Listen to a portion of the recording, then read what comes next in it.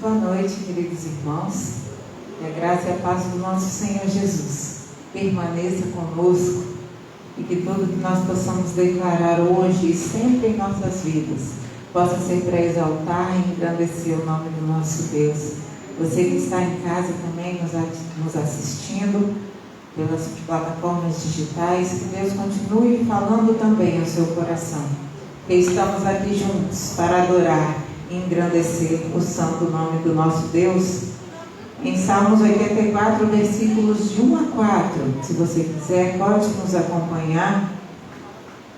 Diz assim a palavra do Senhor, Salmos 84, de 1 a 4. Quão amáveis são os teus tabernáculos, ó Senhor dos exércitos. Minha alma suspira, sim, desfalece pelos átrios do Senhor. O meu coração e a minha carne clamam pelo Deus vivo. Até o pardal encontrou casa, e a andorinha ninho para si, onde criei os seus filhotes, junto aos teus altares, ó Senhor dos exércitos. Rei meu e Deus meu, bem-aventurados que habitam em tua casa, louvar-te-ão continuamente. Que esse possa ser o desejo do nosso coração, que esse possa ser o nosso objetivo, que esse possa ser o nosso alvo, que o nosso alvo possa ser Cristo, hoje e sempre. Louvemos ao nosso Deus. Fique de pé, se você se sentir à vontade, adore conosco.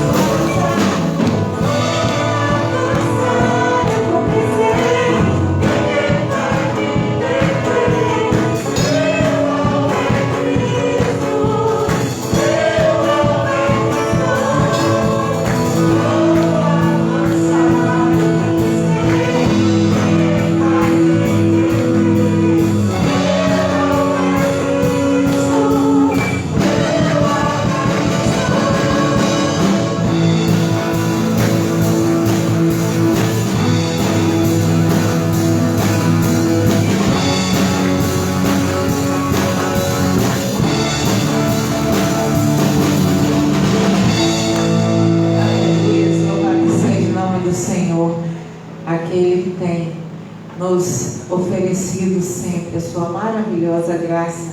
É isso que nós vamos adorar, engrandecer com bastante alegria ao nome do nosso Deus.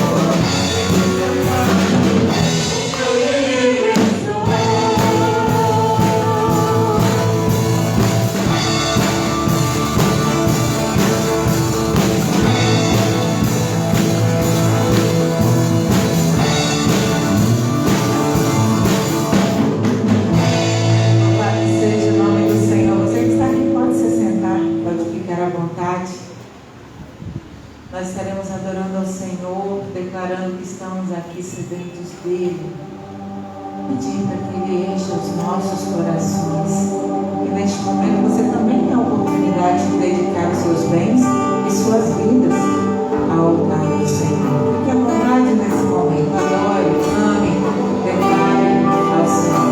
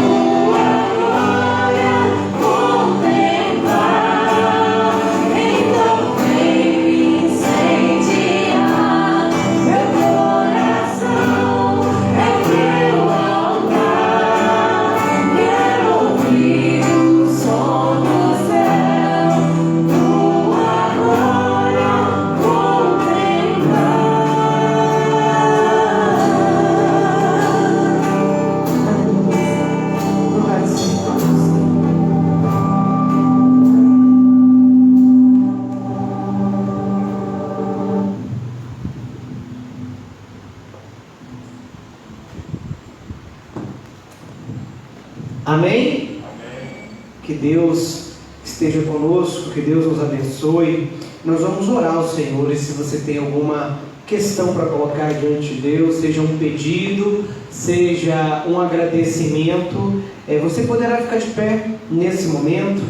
E você em casa que nos assiste, você pode dobrar os seus joelhos, mas de alguma maneira demonstre ao Senhor que você está se colocando diante dele agora. Oremos ao Senhor. Pai amado e bendito, nós precisamos de Ti, carecemos de Ti. Sem Ti nada somos, sem Ti nada podemos fazer. Que o Senhor tenha misericórdia de nós, nos ajude, que pela Tua palavra ilumine a nossa vida, o nosso coração, a nossa mente, para que, ó Deus, nós saibamos o que fazer, como fazer, o que evitar, esta semana e ao longo dos dias que se seguirão. Pai, Tu sabes o que nós estamos passando, o que nós estamos vivendo e o que ainda há de vir sobre nós. Nós queremos declarar nessa noite que confiamos em Ti, que esperamos em Ti e que perseveramos no Senhor. Pai, somos gratos porque até aqui o Senhor tem nos ajudado, tem nos amparado, tem suprido as nossas necessidades, tem nos protegido, e nós contamos com tudo isso, com toda essa intervenção e com todo esse cuidado do Senhor para com as nossas vidas. Que o Senhor abençoe abundantemente aqueles que estão sendo gratos nesta semana por completarem mais um ano de vida, por celebrarem mais um ano de vida conjugal. Que o Senhor abençoe abundantemente estas vidas, estes casais, estas famílias, estes casamentos, a fim de que eles dependam mais e mais do Senhor. Nós somos gratos ao Senhor pelos dízimos e pelas ofertas, pelos recursos financeiros que têm sido colocados diante de Ti nesta igreja, e pedimos que o Senhor nos dê a sabedoria, a sensibilidade de investirmos isso no Teu reino do jeito que Tu queres. Ó Deus, fala o nosso coração agora, ajuda-nos, ampara-nos, porque nós precisamos de Ti. Olha para cada um que está agora em casa, ajoelhado, de pé, e também aqui neste templo, colocando diante de Ti a sua vida, colocando diante de Ti as suas causas, e que a Tua palavra nessa noite lhes ajude a lidar com todas essas questões. Essa é a nossa oração, em nome de Jesus. Amém e amém. Glória a Deus. Os irmãos podem assentar. Quero convidar você, ainda sentado, abrindo a sua Bíblia no livro de Mateus, capítulo 17. Nós leremos do verso 1 até o verso 9. Do verso 1 até o verso 9. Mateus 17, de 1 a 9. O tema da mensagem dessa noite é lições para tempos difíceis. Evangelho de Mateus, capítulo 17, do verso 1 ao verso 9, diz assim, Mateus 17, de 1 a 9.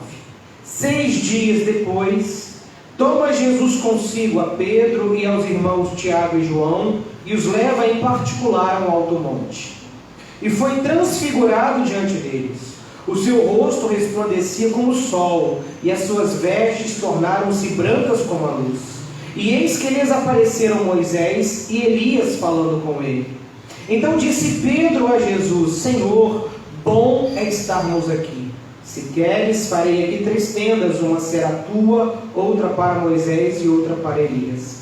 Falava ele ainda quando uma nuvem luminosa os envolveu, e eis que vindo da nuvem uma voz que dizia, este é meu filho amado, em quem me comprazo, a ele ouvi. Ouvindo-a os discípulos, caíram de bruços, tomados de grande medo. Aproximando-se deles, tocou-lhe Jesus, dizendo, erguei-vos e não temais.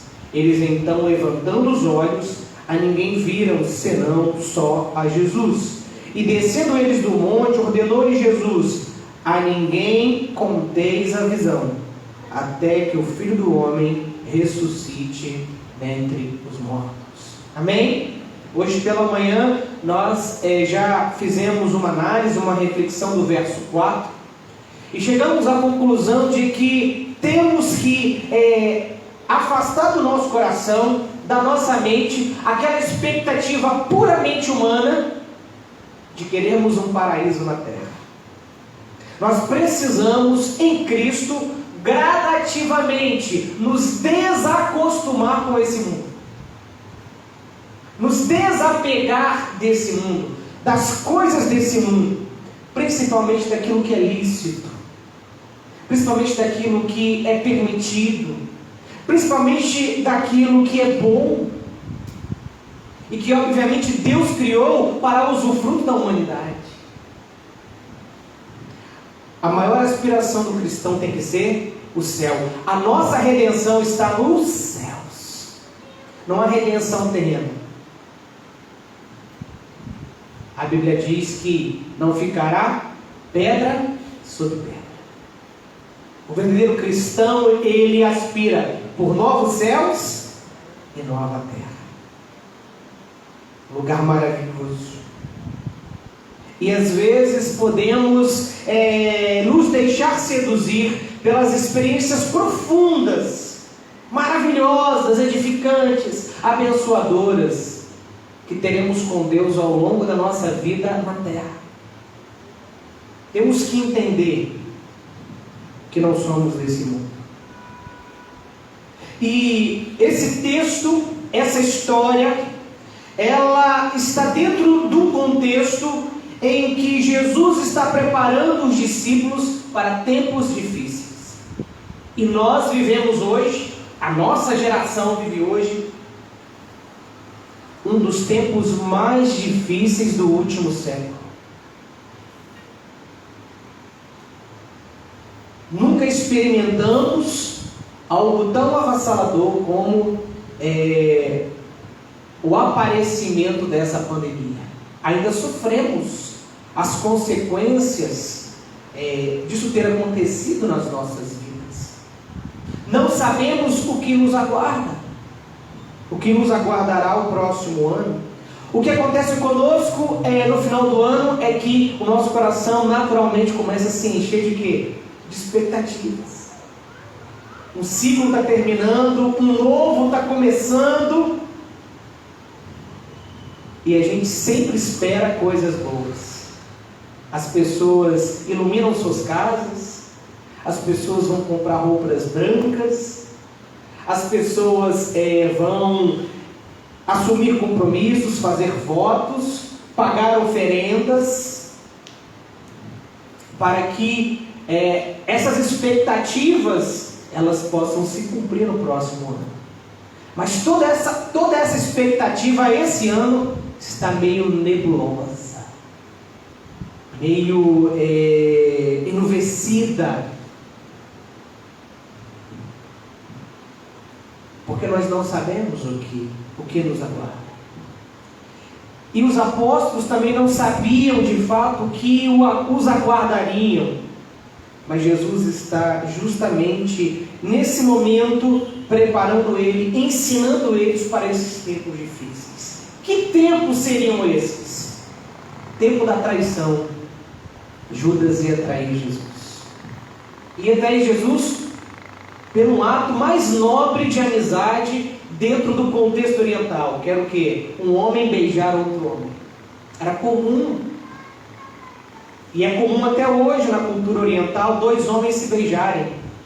Não há nada de moral nisso na cultura.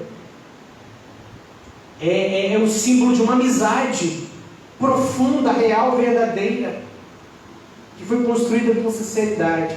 Tempo de traição. Mas também seria um tempo de abandono, porque no mesmo instante em que Judas beijaria Jesus, identificando ele para ser preso, 10 dos seus 12 discípulos iriam fugir, iriam abandonar ele, ia ficar só um, que era Pedro. E aí a gente vai para outro momento difícil, tempos de negação. Pedro ia negar Jesus 3 vezes, e assintosamente dizer que não o conhecia. Também seriam dias de sofrimento, seriam dias de humilhação, seriam tempos de dor por causa da paixão de Cristo, por meio da crucificação e morte de Jesus. Também seriam tempos difíceis, tempos de reclusão, que a gente vê acontecendo na vida dos discípulos, não apenas dos apóstolos, mas de todos os cristãos, homens e mulheres, depois que Jesus morre? Eles vão se esconder. Serão tempos de reclusão. A Bíblia vai usar as seguintes expressões para descrever essa reclusão. Eles estavam entre paredes e com as portas fechadas, reclusos, escondidos, tempos difíceis. Era isso que eles iam enfrentar. E que lições Cristo queria ensiná-los e que lições a palavra de Deus quer nos ensinar nessa noite para que continuemos a enfrentar esses tempos difíceis. Há pelo menos 3 lições nesse texto que nós podemos extrair. A primeira lição é: jamais confie em si mesmo. Nunca, mas principalmente em tempos difíceis.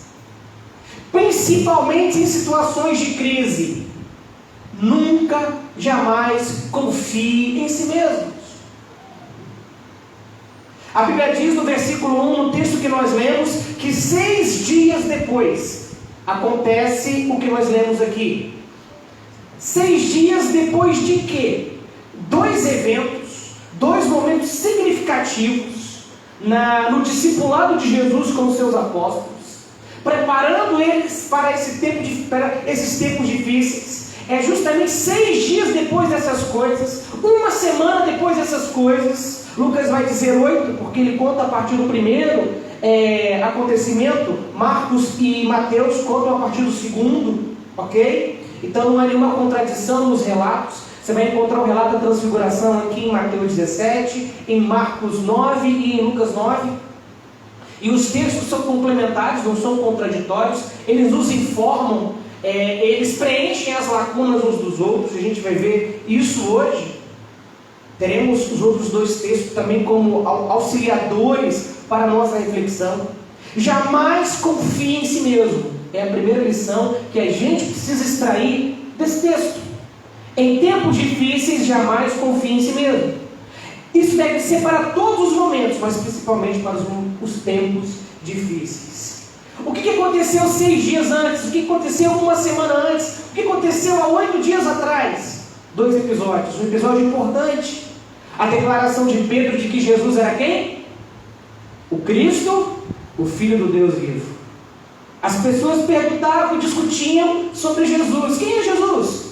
Uns diziam que ele era um profeta, outros diziam que ele era Elias, outros diziam que ele era isso, que ele era aquilo. Quando Jesus pergunta para os seus apóstolos, Pedro, ele faz o quê? Ele diz: tu és o Cristo, o Filho do Deus vivo. E ali Jesus, ele reconhece a declaração de Pedro, ele assume a declaração de Pedro, e ele sabe que os seus discípulos, que os seus apóstolos, que os futuros líderes da sua igreja tinham a consciência bem clara a respeito de quem ele era.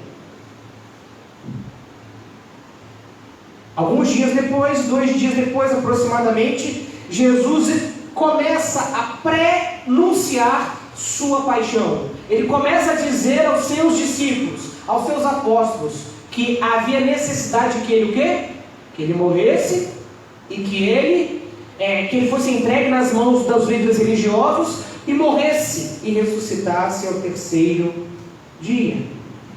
6 dias depois deste encontro, 6 dias depois desse momento que Jesus passa a preparar a igreja para a sua paixão, ele então chama 3 dos seus 12 apóstolos e se revela a eles de uma maneira extraordinária, se transfigura diante deles, e eles o veem na sua glória, na sua essência, na sua forma divina, gloriosa. Mas apesar de participarem de um momento tão extraordinário, tão singular, tão importante, nós percebemos a fabilidade, o fracasso que é quando nós confiamos em nós mesmos e não em Cristo. Quando nós dependemos demais das experiências, ou quando nós valorizamos mais a experiência e não valorizamos diariamente uma vida com Jesus. Uma vida disciplinada com Jesus. Uma vida submetida a Jesus. E a gente vê isso na pessoa de Pedro, em primeiro lugar. Ao mesmo tempo em que magnificamente declarou a messianidade e a divindade de Jesus, sua reação ao anúncio da paixão foi um miserável fracasso. Olha só, quando Jesus pergunta: quem dizem vocês que eu sou? Pedro disse o quê? Tu és o Cristo, o Filho do Deus vivo. 2 dias depois, quando Jesus diz: olha, é necessário que o Filho do Homem seja entregue nas mãos dos líderes religiosos, dos judeus, morra e ressuscite ao terceiro dia, o que Pedro vai dizer? Que isso, Senhor? Isso não vai acontecer contigo. E nós vamos, é nesse episódio em que Jesus fala sua célebre palavra, sua célebre frase para Pedro: afasta-te de mim, Satanás. Arreda de mim, Satanás. Para trás de mim, Satanás. Olha só, ao mesmo tempo que Pedro é capaz de fazer uma declaração extremamente importante e vital para a sua fé, 2 dias depois ele reage de uma maneira completamente equivocada, oposta e contraditória. Porque não podemos confiar em nós mesmos. João e Tiago não ficam para trás. Lucas, no versículo 32 do capítulo 9, vai registrar que juntamente com Pedro, eles dormiram durante a maior parte do tempo do episódio mais significativo para a fé deles naquele momento, tendo sido convidados pessoal e exclusivamente por Jesus. O texto diz que Jesus o chama em particular.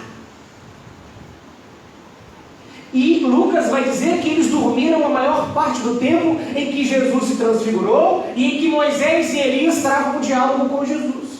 Eles não participam desse diálogo. Eles não participam dessa conversa. E era vital. Lucas vai dizer que eles tratavam de quê? Da morte de Jesus. Moisés, Elias e Jesus conversavam entre si sobre sua paixão. Aquilo que Cristo já havia falado para os seus discípulos e que deveria ser reforçado nesse momento. Mas eles estão dormindo. Eles vão acordar no finalzinho da conversa. Pedro ainda tem uma iniciativa, ainda que equivocada, mas os outros 2 ficam calados. Eles não participam. Sabe por quê? Porque a maior parte do tempo eles dormiram. Quantas vezes o Senhor chama a mim e chama você? Quantas vezes a gente vem para um culto no domingo e Deus fala profundamente no nosso coração? Quantas vezes nós abrimos a palavra de Deus e temos a certeza inequívoca de que Deus está falando com a gente? Mas a gente dorme. Quantas vezes os nossos pecados saltam à nossa consciência, porque o Espírito Santo nos convence dele, ilumina a nossa mente e aponta os nossos erros. E nós dormimos ao invés de confessá-los e de abandoná-los. Sabe por quê? Não podemos confiar em nós mesmos. Jamais confie em si mesmo. É isso que a Bíblia está dizendo para mim e para você. Principalmente nesses tempos difíceis. Não confie em si mesmo. Se essa é a primeira lição, a segunda, ela é uma consequência dela. Viva na dependência e presença de Jesus. É o que diz o texto no verso 1. Jesus os tomou consigo. A iniciativa de dar a eles a oportunidade de experimentarem algo extremamente significativo, sobrenatural e fundamental para aquele momento da vida deles, partiu de Jesus. Quem anda com Jesus, quem depende de Jesus, quem vive na presença de Jesus, é ajudado por Ele. Nós não podemos confiar em nós mesmos, na nossa religiosidade, na nossa experiência cristã. Tudo isso tem o seu peso, a sua importância para o desenvolvimento da nossa fé, mas isso vem em segundo grau. É algo importante, mas não é algo fundamental. O fundamental é o quê? É eu depender de Cristo. e viver na presença dele.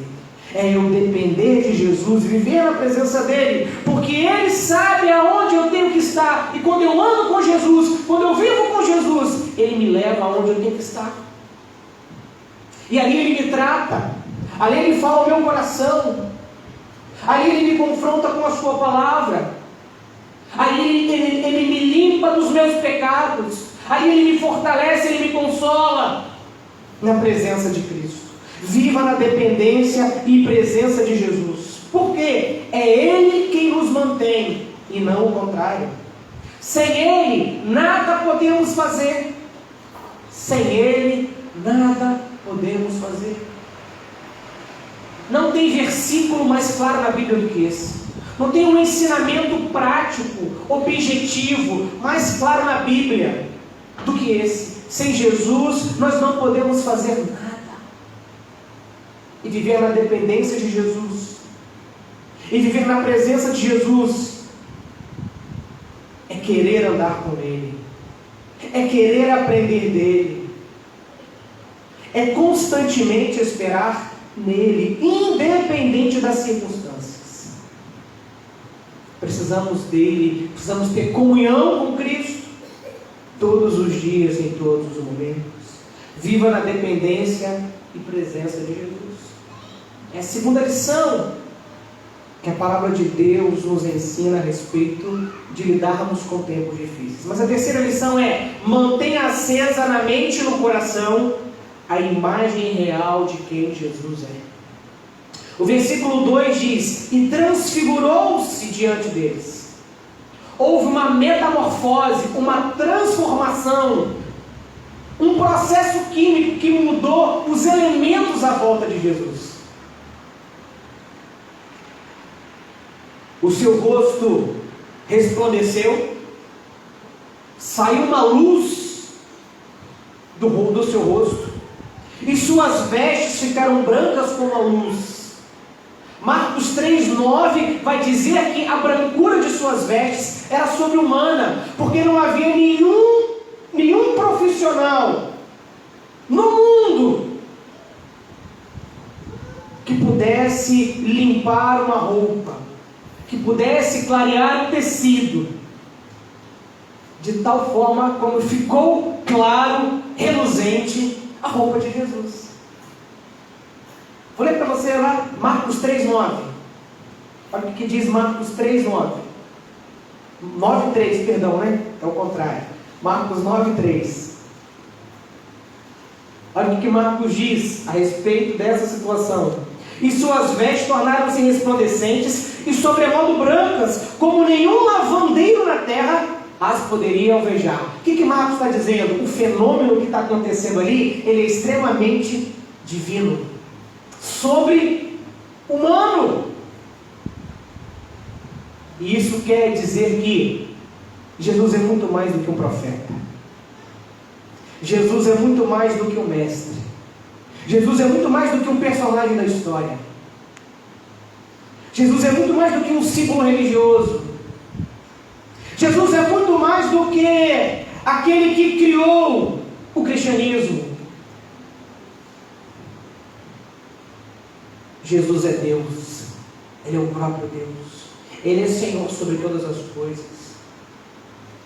Jesus é tudo e Jesus é sobre todos. Logo em breve, Jesus seria traído, abandonado, preso, humilhado, crucificado e morto. Mas estas circunstâncias não definiam quem de fato ele era. Por isso a importância de nós mantermos acesa na mente e no coração a imagem real de quem Jesus é em qualquer circunstância.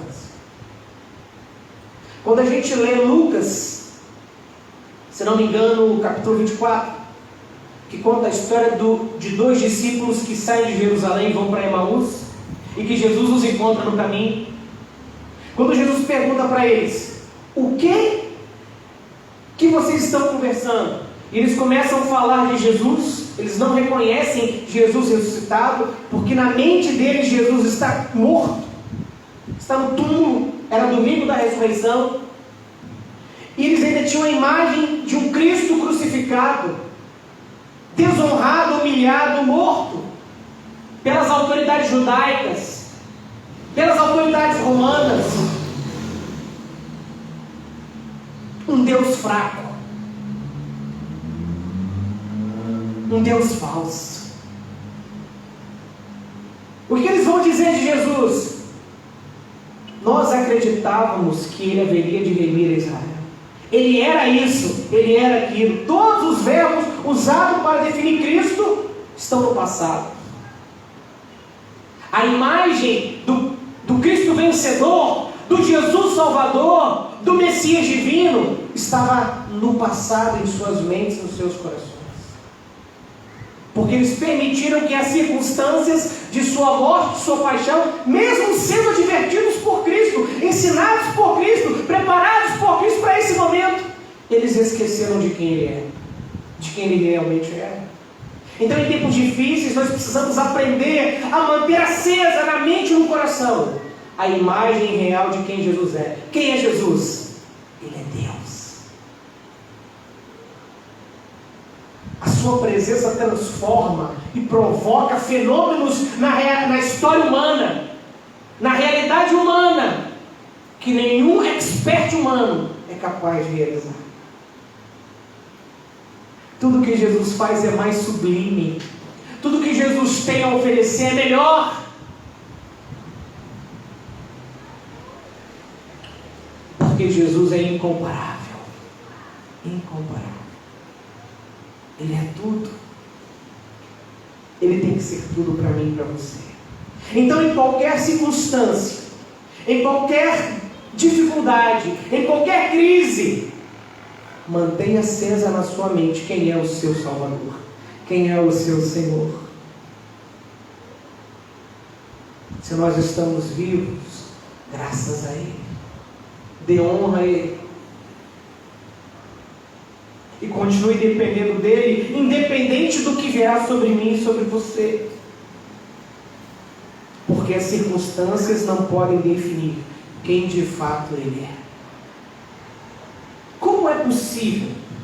Como é possível não confiar em si mesmo? Como é possível viver na dependência e presença de Jesus? Como é possível manter acesa na mente e no coração a imagem real de quem Jesus é em tempos difíceis? Como é possível subjugar a nossa autonomia, a nossa autossuficiência? Só tem uma forma de fazer isso. É dispondo-se a ouvir mais da palavra de Deus, antes de que falar por si mesmo ou agir por si mesmo. O versículo 5 diz assim: falava ele ainda, quem é que falava? Pedro. Pedro falando sobre a construção das 3 tendas, do seu grande projeto das 3 tendas. Falava ele ainda, quando uma nuvem luminosa os envolveu, e eis vindo da nuvem uma voz que dizia: este é meu filho amado, em quem me comprazo. A ele ouvi. É a palavra de Deus que silenciou Pedro. Foi a palavra de Deus que calou as palavras equivocadas de Pedro. Se nós queremos enfrentar, reagir de maneira cristã, bíblica, em tempos difíceis, reagir na vida em tempos difíceis, nós precisamos nos dispor a ouvir mais da palavra de Deus, antes do que falar por nós mesmos. Antes de até falar de Cristo, antes de até servir a Cristo, precisamos mais antes da palavra de Deus. Não era para nenhum deles falarem, era para todos os 3 ouvirem. E quando Pedro começa a falar, Deus intervém, Deus interrompe. Deus não deixa Pedro continuar com aquela balela, falando besteira. Porque aquele não era o momento de Pedro falar, era o momento de Pedro ouvir, e a gente precisa ser mais ágil em ouvir a Deus do que para falar de Deus. Porque para falar de Deus, primeiro eu preciso ouvir de Deus. Para eu compartilhar o Evangelho com alguém, primeiro o Evangelho tem que ser compartilhado comigo, em mim. Para eu vir aqui pregar para vocês, a palavra de Deus tem que pregar para mim primeiro. Deus tem que falar o meu coração. Deus tem que me confrontar. Senão o que eu vou fazer aqui é um mero discurso. Não passa de arrazoado humano. E a gente já descobriu que não pode confiar em si mesmo. A palavra de Deus silenciou, calou o equivocado Pedro. Enquanto ele falava, Deus interviu. A ele ouvir. Fica quieto, Pedro. É hora de ouvir.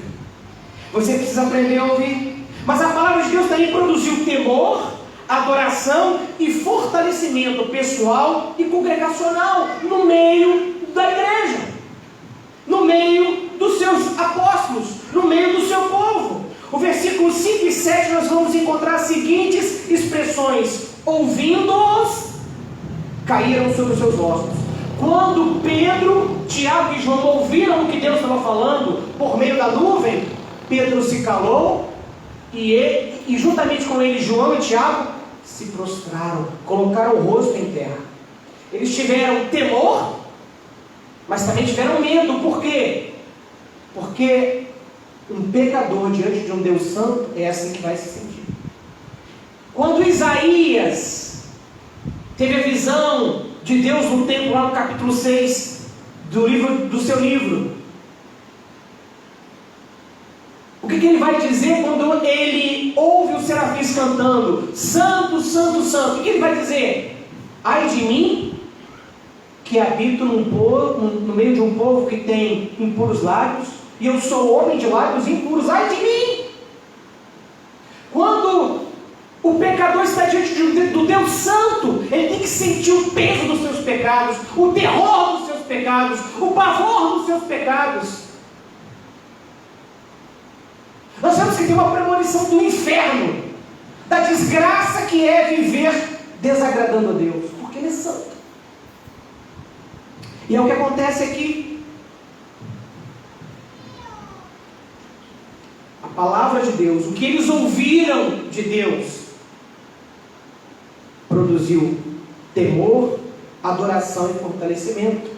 Porque a maneira como eles se prostram, eles reconhecem a divindade de Deus, a divindade de Jesus, a presença de Deus ali. E é também uma forma de adoração.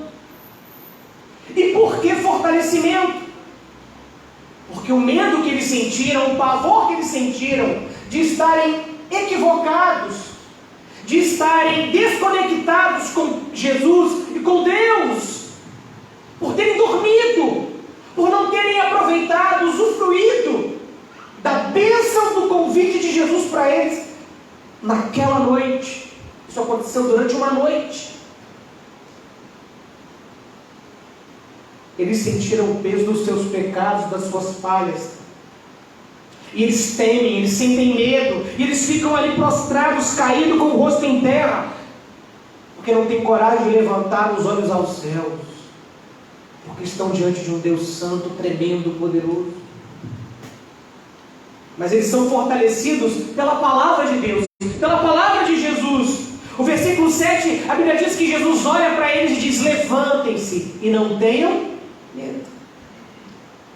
Porque em Cristo, em Jesus, apenas por meio de Jesus, temos paz com Deus. Romanos 5:1. Por isso que sem Ele, nada podemos fazer. Deus com toda a sua misericórdia, Deus com toda a sua longanimidade, Deus com toda a sua benignidade, Deus com toda a sua bondade, sem Cristo, só reserva para nós o juízo. A ira de Deus só é removida em Cristo. Porque Deus é santo, Deus é justo. Em último lugar, a palavra de Deus também reconduziu-os a Jesus. E nós precisamos nos voltar para Cristo. Olha o que diz o versículo 8. Então eles levantaram os olhos e ninguém mais viram, senão unicamente a Jesus. Ai, que coisa maravilhosa. Quando eu estava meditando nesse texto, o meu coração pulsava: Senhor, como eu gostaria de todos os dias, ter a certeza pelos meus sentidos, não apenas pela minha fé, mas ter a certeza pelos meus sentidos, de que eu estou unicamente com Jesus. Irmãos, nós precisamos recuperar a alegria, o prazer, o desejo, a disposição de estarmos com Jesus, andar com Ele, viver com Ele, unicamente com Ele, e a partir dele então vivermos a vida. Um versículo que constantemente vem à minha mente quando eu prego e quando eu falo de Jesus é Romanos 8:31. Como não nos dará também juntamente com Ele todas as coisas? Por quê? Porque aquele que não poupou o seu próprio Filho nos deu juntamente com Ele todas as coisas. É a partir de Jesus. Tudo começa com Jesus, tudo se desenvolve com Jesus, tudo vai para frente com Jesus, tudo é suportável com Jesus. Nada é grande demais, gigantesco demais, sofrível demais, atribulante demais, difícil demais com Jesus. Nada é. Tudo é suportável em Cristo, tudo. Qualquer dor, qualquer perda, qualquer injustiça, qualquer perseguição. A palavra de Deus tem o poder de nos reconduzir a Jesus. E é o que nós precisamos nesses tempos difíceis que vivemos e nos que virão. Para concluir, para terminar, eu gostaria de ler uma inferência de um comentarista bíblico chamado Bacon. Ele diz o seguinte a respeito deste versículo: quando os visitantes celestiais, a nuvem e a voz desapareceram, os discípulos ficaram apenas com Jesus. Ele é a suprema necessidade de cada vida humana em todos os tempos. Amém, igreja? Que Jesus seja assim para mim e para você. Mais do que uma experiência, mais do que um culto, mais do que o batismo, mais do que a ceia, mais do que o meu ministério, mais do que os louvores. Que Jesus seja tudo, a primeira coisa, o primeiro de tudo. Que Jesus tenha primazia na minha vida em tudo. Que a sua palavra, ela me cale, me faça mais ouvi-lo. Que a sua palavra produza em mim temor, adoração e fortalecimento. Também na minha igreja. Que a sua palavra me reconduza a Ele. Vamos orar. Eu queria que você orasse por você nesse momento. Eu queria chamar o grupo de louvor para já ir se preparando, para nós encerrarmos o culto. Eles vão estar tocando aí a música, instrumentalmente, né, a música, a próxima canção, e você vai orar por você. Essa noite tem que ser uma noite de transformação, de metamorfose, porque Jesus está aqui conosco. E Ele está aqui conosco com a mesma glória. Ele está aqui conosco com o mesmo poder, com a mesma graça. Ele está aqui conosco com a mesma disposição, com a mesma intenção.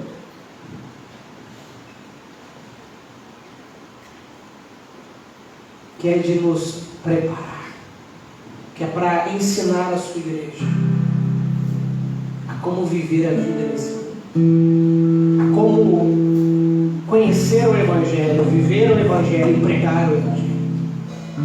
Ore por você nesse momento. Coloque a sua sua vida diante de Deus. Você precisa ser reconduzido a Cristo nessa noite. Você precisa calar-se diante de Deus para ouvi-lo mais. Lhe falta um espírito de temor, de adoração e de fortalecimento na fé, para que Cristo seja glorificado na sua vida. Ó Deus, em nome de Jesus, tem misericórdia de nós. O teu povo te clama, o teu povo te busca. Produz em nós, Deus, essa mudança, essa metamorfose, essa transformação. Ajuda-nos a lembrar dessas lições a cada dia, principalmente nos tempos difíceis. Oh Deus, ajuda-nos em tudo. Abençoa a nossa semana, que nós tenhamos a disposição de te buscar a cada dia, a meditar na tua palavra em cada dia, a esperar em ti em cada dia. Fala o nosso coração profundamente em nome de Jesus. Que o amor de Deus, nosso Pai, as santas consolações do Espírito de Deus e a graça salvadora de Jesus acompanhe o teu povo ao longo dessa semana sobre a face da terra, desde agora e para sempre. Amém, amém. Deus nos abençoe. Louvado seja o Senhor. Louvemos ao Senhor. Em seguida, nosso culto estará encerrado.